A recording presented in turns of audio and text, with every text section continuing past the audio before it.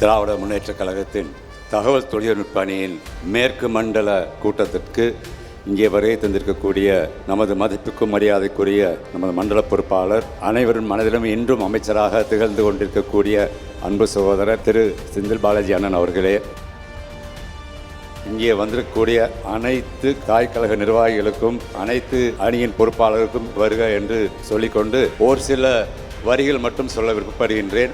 நாம் வெறும் போஸ்ட் செய்வதற்கு, ஷேர் செய்வதற்கு மட்டும் உருவாக்கப்பட்ட அணி அல்ல. நாம் திராவிட முன்னேற்ற கழகத்தின் கொள்கையை, உண்மையை, தரவுகள் அடிப்படையில் நாம் கருத்துக்களை தெரிவிக்க வேண்டிய ஒரு சூழலில் இன்று இருக்கின்றோம்.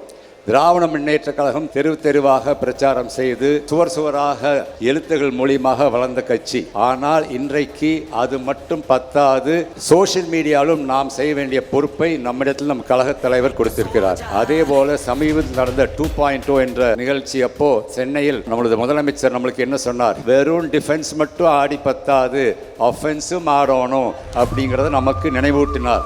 ஆகையால் அதையும் மனதில் வைத்துக்கொண்டு நீங்கள் அனைவரும் இந்த அடுத்த 45 நாட்களில் மிக சிறப்பாக வேலை செய்ய வேண்டும் என்று கேட்டுக்கொள்கின்றேன்.